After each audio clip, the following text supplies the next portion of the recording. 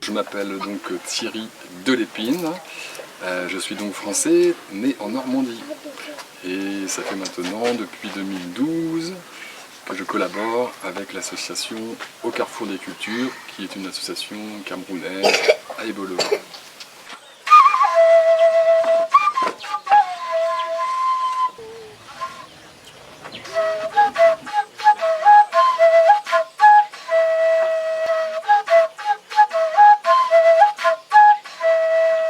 Ce qui m'amène à Eboloa, c'est des ateliers pour les enfants. Et c'est effectivement le fait que je collabore avec cette association depuis 2012, grâce à laquelle j'ai pu découvrir le Cameroun en 2012, en 2014 et donc encore cette année. Alors, quand vous avez mis 10, allez, vas-y, on voit lui. Peut-être encore un petit peu. Voilà, super, parfait. Je voulais leur transmettre déjà l'existence de ces jouets, puisque effectivement on n'a plus trop l'occasion de les voir, puisqu'ils ne sont pas dans le commerce, ou très peu, et de redonner comment dire, ce savoir-faire à des enfants pour qu'eux-mêmes puissent en profiter, et plus tard retransmettre ce savoir-faire à leurs propres enfants, de façon à réintroduire ce qui s'est toujours fait, c'est-à-dire l'initiation par le jeu et par l'objet. Donc voilà, le message c'est ça, c'est regarder ce qui existe, c'est magnifique, si ça vous plaît, allez-y, et comme ça leur plaît, ils y vont. Et c'est aussi une façon de se rapprocher de sa culture.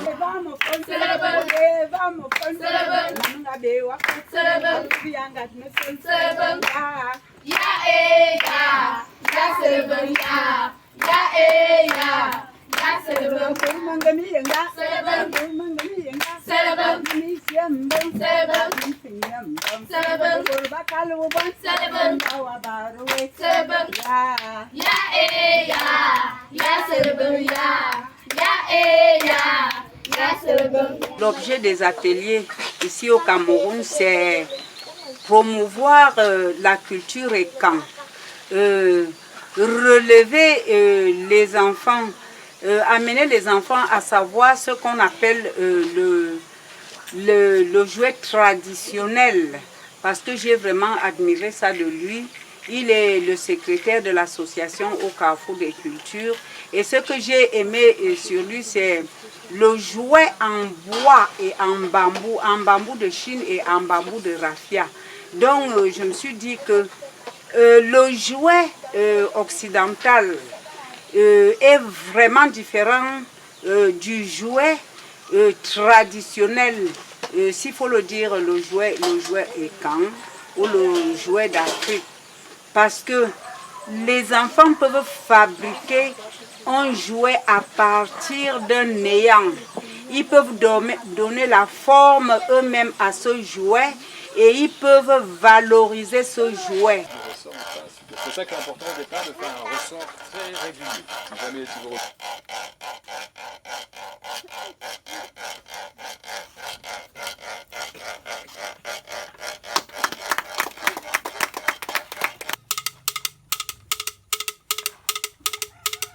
Eh bien, moi je suis pas pistolet pour les enfants, je trouve pas ça terrible.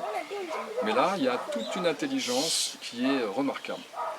Alors, je vous montre un peu comment il fonctionne. Donc, vous avez un angle droit, un autre bâton là, il y a un petit bâton ici qui permet de créer une pince. Vous voyez la pince? Voilà, si je mets les doigts, ça pince. On peut même s'en servir de pince à linge si on veut. Et donc, ça nécessite de faire une petite boucle, de le pincer, et à partir de là, c'est parti, il va pouvoir se libérer. Donc ça, magnifique. Et ça permet d'introduire le pistolet de façon intelligente, parce que bien souvent, les enfants voient ces images-là dans les films et tout ça, et ils ont envie d'un pistolet.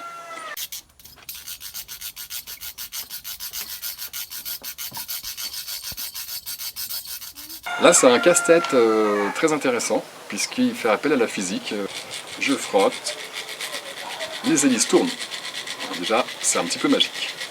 Mais ce qui est très magique, c'est que quand je dis une formule magique que je ne dirai pas tout haut, l'hélice s'arrête et elle change de sens. Et c'est là que ça devient complexe. Hélice magique, s'il te plaît, change de sens. Hop là. Ah. Maintenant tu tires un peu plus à droite, et un peu plus à gauche, un peu plus à droite, un peu plus à gauche. Voilà. Super. Tu comprends? Hop. On peut le faire voler, donner des effets, virage à droite, virage à gauche. Et quand il pique sur sa proie, il repart avec. Grâce à un petit aimant, il repart avec. Donc ça c'est l'aigle américain, le pigargue à tête blanche, qui lui est un aigle pêcheur. C'est comme l'oiseau. Pigargue à tête blanche. Tu te rappelles comment ça marche? Vas-y. N'oublie pas de battre des ailes, hein. Pour battre des ailes, c'est comme ça. Et quand il chasse, d'abord il plane, et ensuite il pique en levant les ailes. Ça c'est une création que j'avais fait en 2012, toujours en bambou, du Cameroun. Et donc là j'ai essayé de faire un petit tam-tam.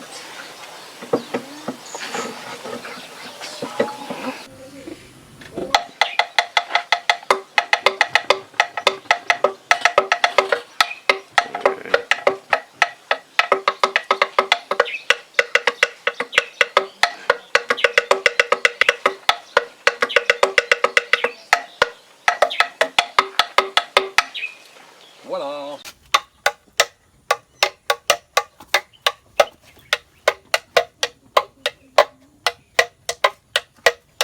La flûte traversière harmonique.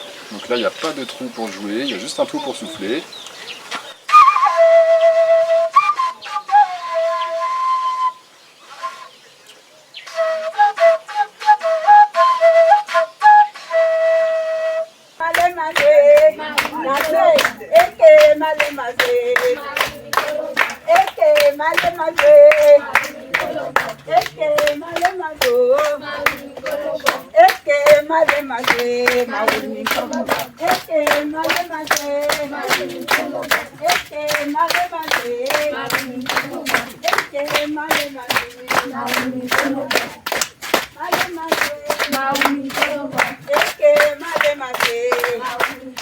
Ici, c'est une flûte style flûte pygmée, qui n'a qu'une note, un peu comme la flûte de Pan.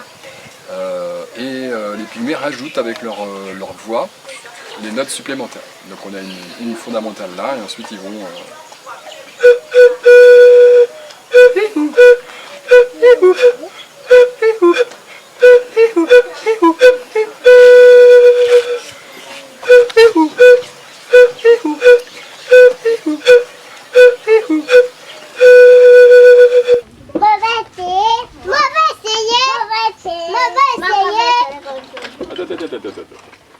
Est-ce que quelqu'un va nous montrer celui-ci?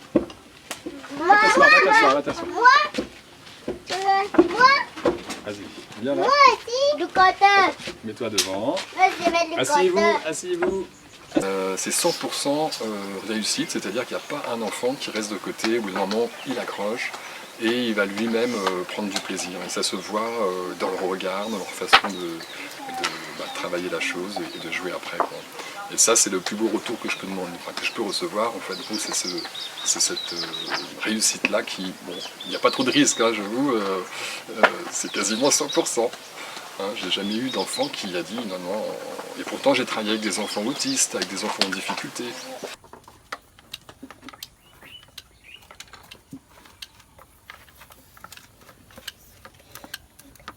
Cette formation m'a permis de savoir des instruments, de connaître des instruments traditionnels que je ne connaissais pas.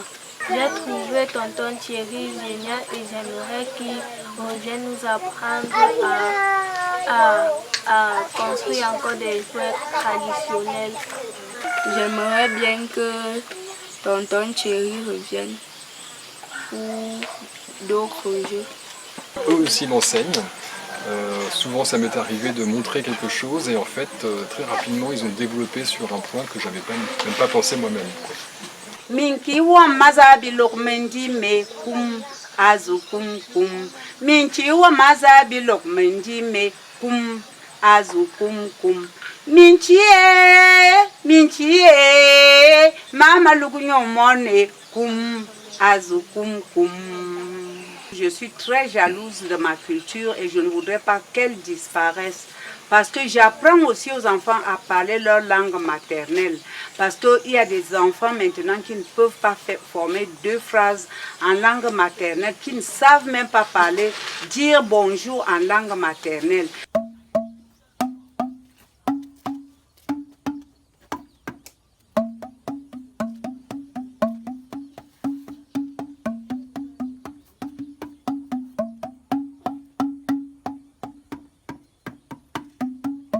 La vie moderne nous emmène en ville.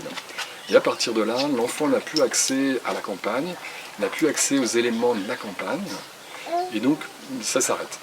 Les grands-parents ne sont pas forcément avec les enfants, et donc ils ne peuvent pas eux-mêmes transmettre ce qu'eux-mêmes fabriquaient quand ils étaient petits.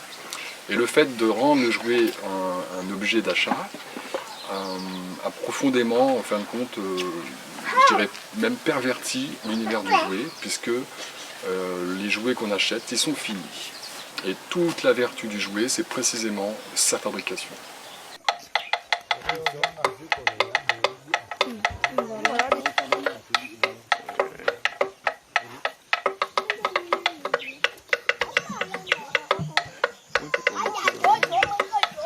Cet objet traditionnel, en fait, est important parce que c'est un vecteur de culture, déjà, et aussi d'intelligence. Si on veut garder l'intelligence d'un peuple, il faut garder sa tradition. Et pour garder sa tradition, on a besoin des anciens, des adultes et des petits. Et c'est tout ce petit monde-là réuni qui communique et qui travaille ensemble qui fait la richesse qu'on peut observer dans ce monde du jouet traditionnel.